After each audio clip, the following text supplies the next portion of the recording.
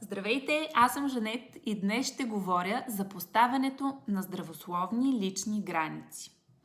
Що е това здравословни лични граници? Много е говорено по темата, както и по всяка друга, разбира се, но всеки ден виждам ситуации, които ме убеждават, че трябва да се продължава да се шуми по въпроса.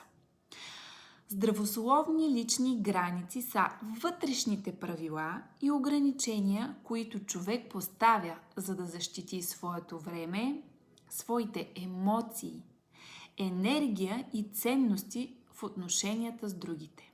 С прости думи, това е способността да казваш да или не, по начин, който е в съгласие с самия теб. Такива граници означават да знаеш какво ти е комфортно и какво не ти е комфортно.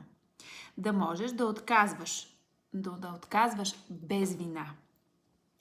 Да не позволяваш на другите да те манипулират или използват. Да уважаваш както себе си, така и границите на другите. Давам пример, за да стане малко по-ясно.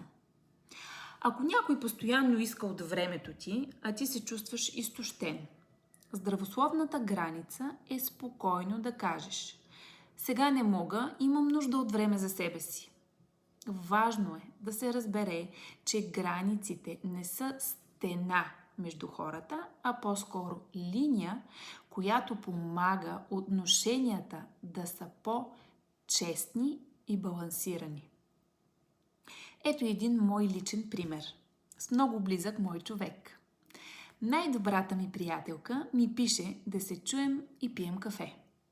В този момент аз нямам работа, не съм с мъжът и децата ни, не шофирам, но чета книга и ми е толкова увлечено и интересно, че не искам никой да ме прекъсва. Ето какво правя. Пише и, че в момента чета книга и ми е мега интересно. Има ли нещо спешно? Ако има, звъня и веднага. Но ако няма, и пиша: ще те чуя по-късно. Обичам те. Какво съм направила? Продължила съм да правя това, което най-много в момента искам. Била съм честна с нея и със себе си. Била съм разбрана и приета. Това, че съм предпочела да чета, а не да поговорим, не означава, че не искам да я чуя. Означава, че ще довърша това, което съм започнала и после, ако е удобно за нея, ще се обадя. Ето така се създават едни здрави отношения. Здрави от времето, когато аз бях в 3 клас, а тя във 2. Знаеш коя си? Обичам те. Мили хора, уважавайте себе си и хората около вас и ще ви се върне със същото.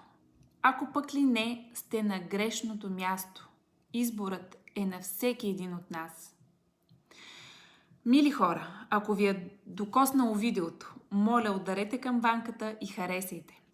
Споделете с някого, на когото би било полезно това видео. Ако пък имате нужда от разговори с Жанет, може смело да ми пишете на лично съобщение, както в YouTube, така и в Instagram и Facebook страницата ми. Благодаря ви и до скоро!